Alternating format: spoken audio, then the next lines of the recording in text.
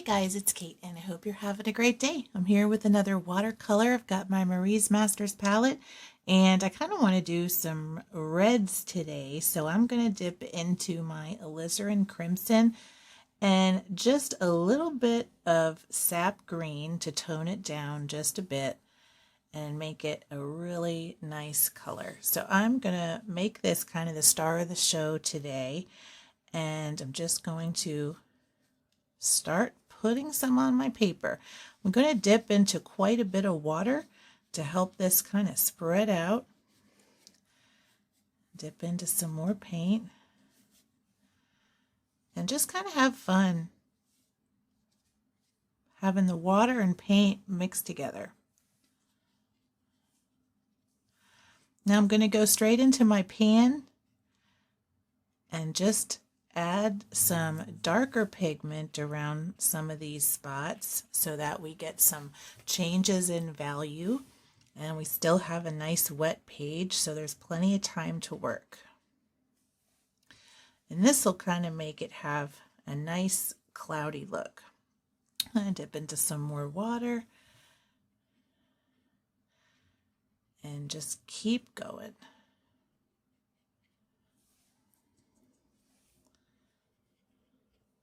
And this will give us some nice ground to do some doodles later. I'm going to switch to another color now, rinse my brush really well, and I'm going to go into my raw sienna right here. And I'm just going to get a good brush load straight out of the pan and start adding some around. I'm going to make a shape here. And then I'm going to let it touch this red area in a couple of spots so it can spread out. I'm going to get another brush load and do another shape over here. I'm just doing a random shape, nothing special. And then letting this touch some of these edges.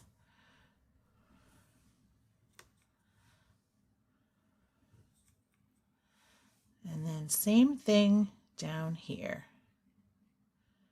I'm going to let it come even more into the red and maybe a little bit here.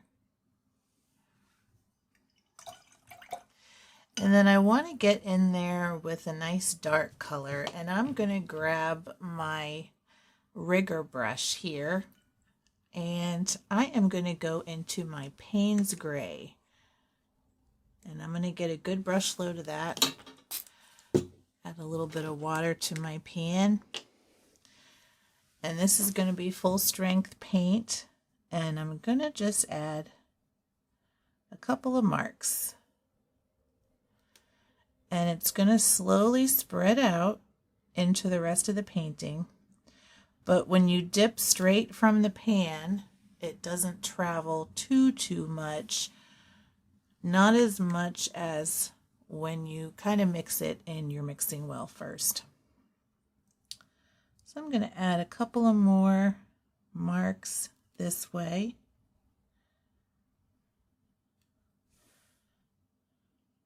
And let my brush kind of dab in there, make a shape, and maybe a couple of more dabs up here where I have that yellow.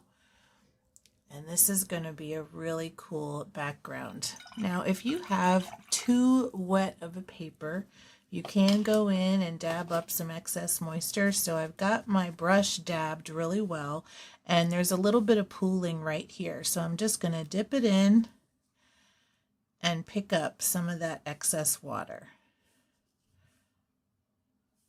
And then the rest of it will kind of flow in around it. Now, if you're picking up water and you want to add some pigment back in there, you still can.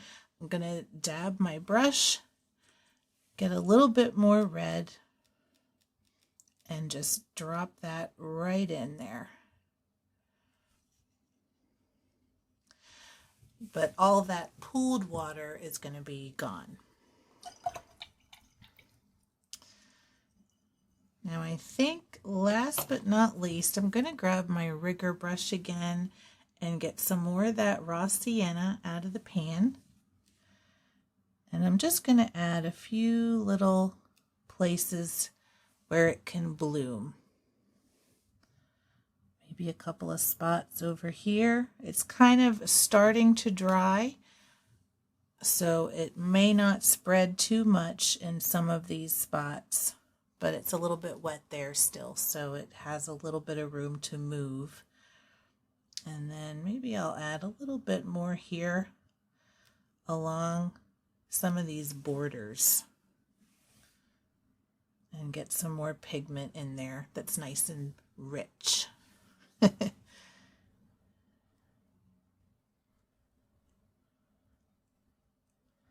I'm just dabbing my brush pretty lightly here. And I'm going to keep this pretty simple today and let this dry just like it is. Okay, I am back. We're all dry, and I love this pattern so far. I love how the colors work together. I grabbed my tried and true Crafter's Square metallic marker, and it's almost like a pinky gold, like a rose gold, I guess, but it doesn't really have a color on the label. But it's a really pretty color. It's not permanent marker, but I love the pigment in these, and it's very opaque. They're $1.25 at Dollar Tree, and they have plenty of ink in them. So I'm going to start doodling with this, and I think this will be kind of an interesting color to put over this red. So I'm just going to start with that, and I'm going to stay inside my paint lines, and I'm going to do a few loops, very large ones, and they're going to be turned into something else. I'm not sure yet what, but I am going to just go over everything, and I'm going to stagger them, but I'm just going to pretend like the paper is the border of the painting, so I'm not going to go over the lines.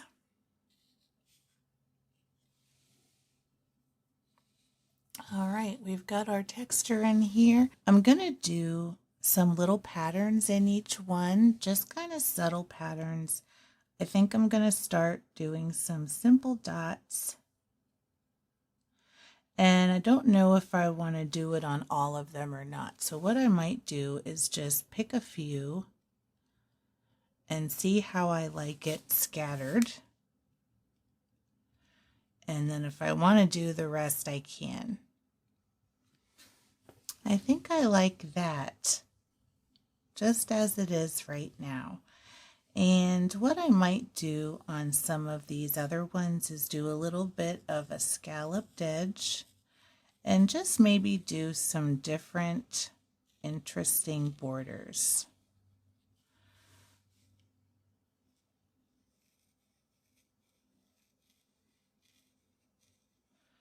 Because I really love the overall painting, and I don't really want to take away from it. And I like how subtle this marker is, but you can definitely tell the pattern, and it isn't very metallic.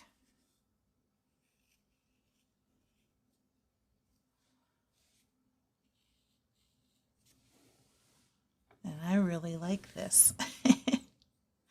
All right, I'm gonna do a few with some dashes.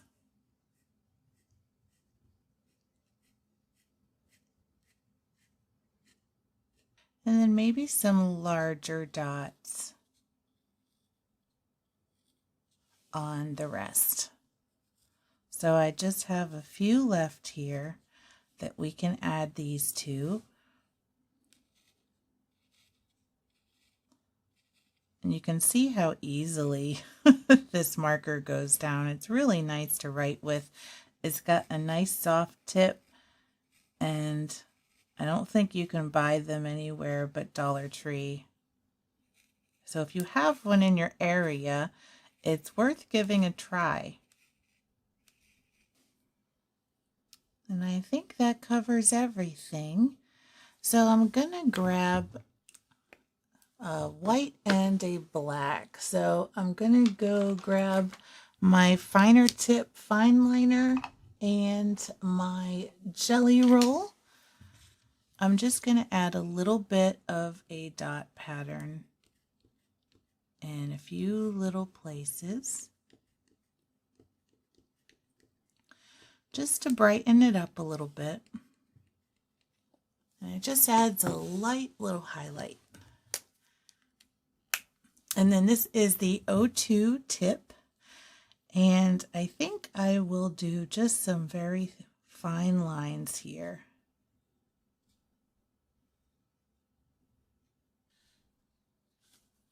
All right. This was kind of a simple one to do, but I really love it. The red really pops out, and you have some sort of medium contrast marker over it and some different patterns. They're very simple. Let me give you the close-up so you can see the finished painting. And this one is just a fun, simple one to do. I really hope you enjoyed this video. Maybe it gave you some ideas to do some doodles on some watercolor. And just grab whatever supplies you have on hand. Cheap, expensive, doesn't matter. Just have some fun with your supplies. And thank you so much for watching. And until next time, keep creating.